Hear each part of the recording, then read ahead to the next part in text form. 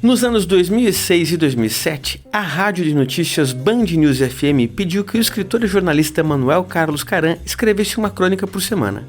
Foi assim que surgiram as Crônicas de Alhures do Sul, lidas pelo próprio Caram no fim da tarde de toda segunda-feira.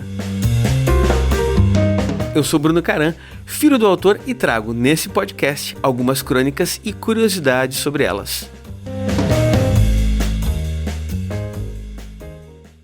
O inusitado, o incomum, o insólito, o estranho, etc. Por que isso acontece tão pouco? Por que o inusitado, o incomum, o etc. não nos surpreende mais frequentemente? No fim do dia poder dizer, sabe o que me aconteceu hoje? E contar uma história inusitada. Tinha um conto no meio do caminho tinha um conto. Que nada. O inusitado, o incomum, o insólito, o estranho, o etc. insistem em permanecer inusitados, incomuns, insólitos, estranhos, etc. Eu não peço grande coisa, apenas poder contar um conto assim, um conto como este. No aeroporto, a voz anuncia pousos e decolagens. De repente interrompe a notícia de voos e portões de embarque. Mantendo o tom, a voz do aeroporto começa a dizer o monólogo de Hamlet.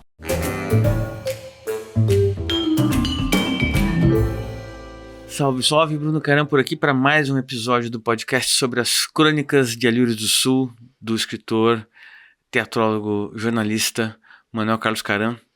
Hoje eu tenho aqui uma convidada mais do que especial. Quando a gente está aqui com ela, eu sempre agradeço pela forma como ela resgatou o Caram para os palcos do teatro.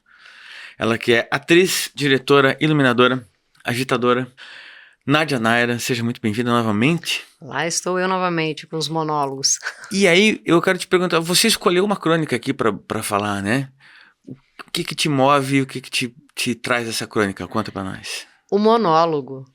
Quando o Caram puxa esse monólogo de Hamlet, né, que é o famoso ser ou não ser, cuja crônica a gente falou agora há pouco, que tem um ser ou não ser, um personagem que cruza a rua e de chanfro, ser ou não ser. De chanfro, fala pro cara, ser ou não ser, eis a questão. E passa tão rapidamente que ele não tem tempo nem de agradecer. Quando ele coloca esse monólogo do Hamlet dentro de uma coisa corriqueira, cotidiana, inclusive chata, que é um anúncio lá do aeroporto, né, ele transporta a gente para um outro lugar, assim, né? Faz a gente dar uma viajada. Nem todo mundo conhece o Hamlet, o personagem, o próprio monólogo, mas todo mundo sabe que esse monólogo, ele é conhecido, é importante. Todo mundo já ouviu pelo menos essa frase. Ser ou não ser, eis a questão. E ninguém sabe o conteúdo, o que é que o Hamlet está falando, quem é esse Hamlet. Aí uma pessoa ou outra sabe que é um personagem, que é um príncipe de um autor inglês, tal do Shakespeare, e que esse personagem é clássico no teatro e que ele é importante, mas ninguém foi ler Hamlet, né? Ou alguém viu Hamlet aqui no teatro, ou ali no cinema, viu alguma coisa. No filme. Um filme, exatamente. Ler o livro mesmo é muito raro, assim, né?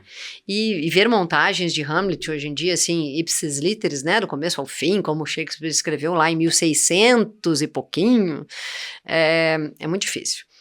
Mas o Caram tá fazendo uma brincadeira aqui muito legal, né? Quando ele está fazendo uma brincadeira de linguagem. Quem é o inusitado, o incomum, o insólito, o estranho? É o Hamlet?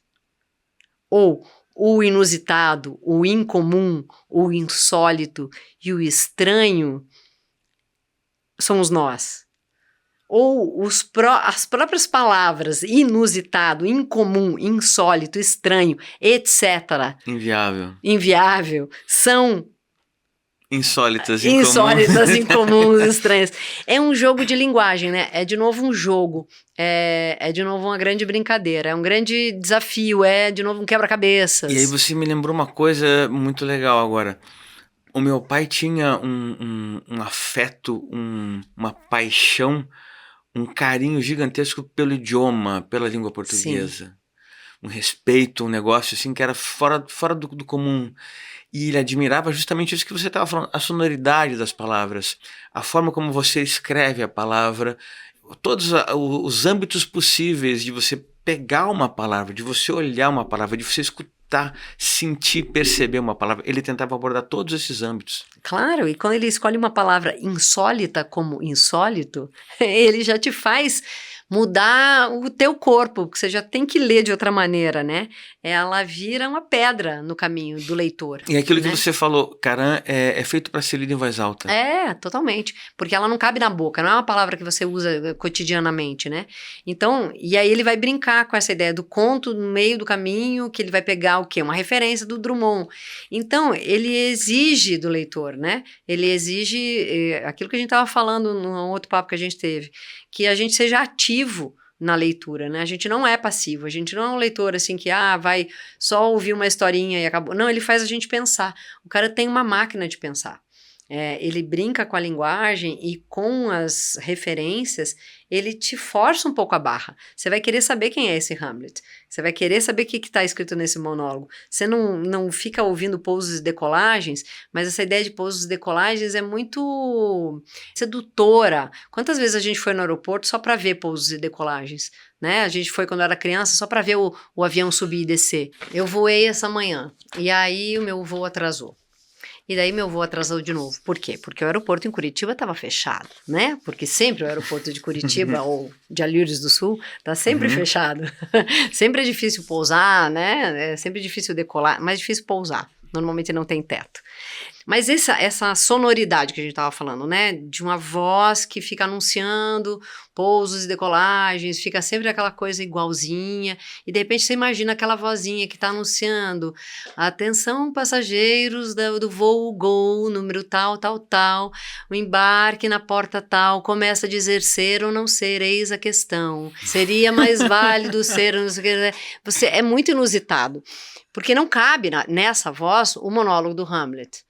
E aí é uma provocação, né, que o cara tá fazendo, assim, como colocar essas palavras nessa boca, né, que é o exercício que ele fazia. Nessa voz, nessa melodia.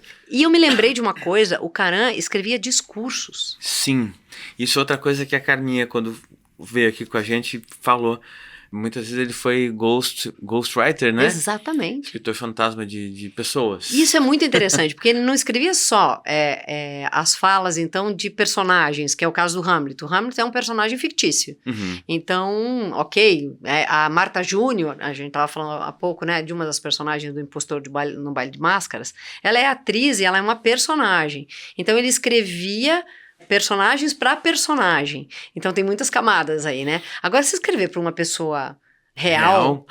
Mas eu te pergunto, Najanara, quem é real? O que é real? O que é real? Quem são reais os personagens de ficção? A Carminha, ela falou isso quando ela veio aqui, que ele sabia muito bem ser jornalista e se ater aos fatos. Mas ele contava esses fatos de outra forma. Então, meu pai me falou isso uma vez. Ele falou: Bruno, você pode contar Romeu e Julieta. A forma como você conta é que vai fazer todo o diferencial. E ele dava notícias, fatos, de formas diferentes.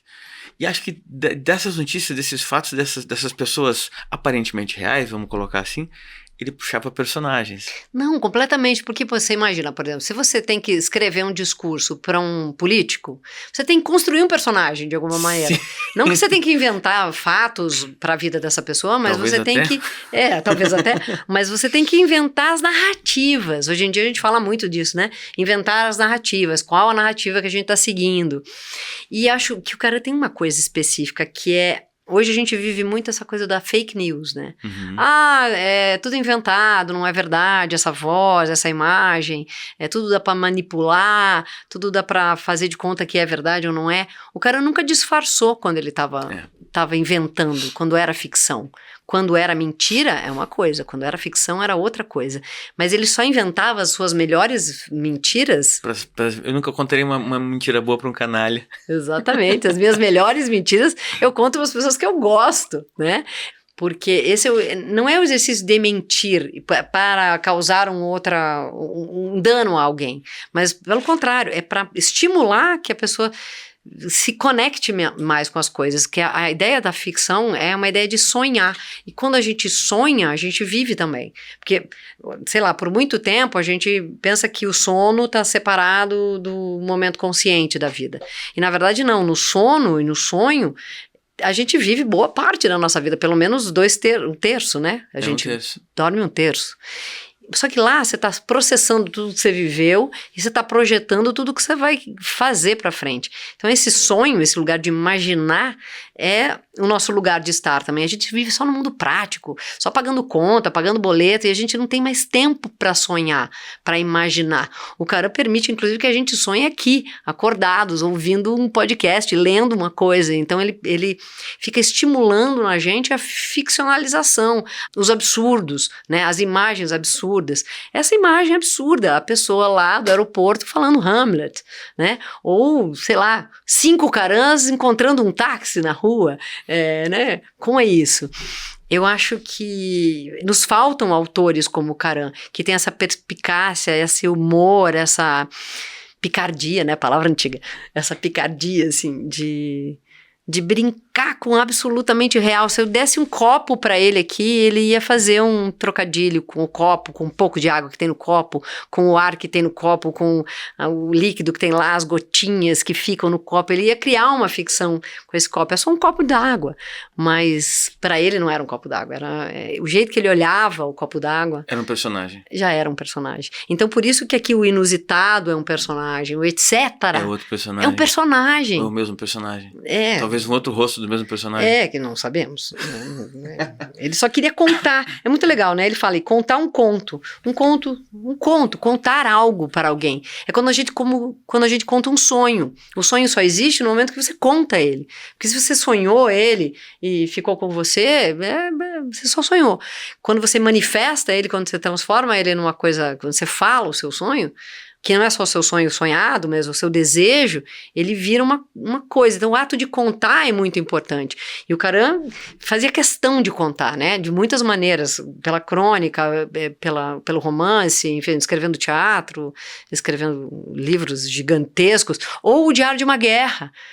O Jornal da Guerra contra os Taedos é um jornal de uma guerra inventada.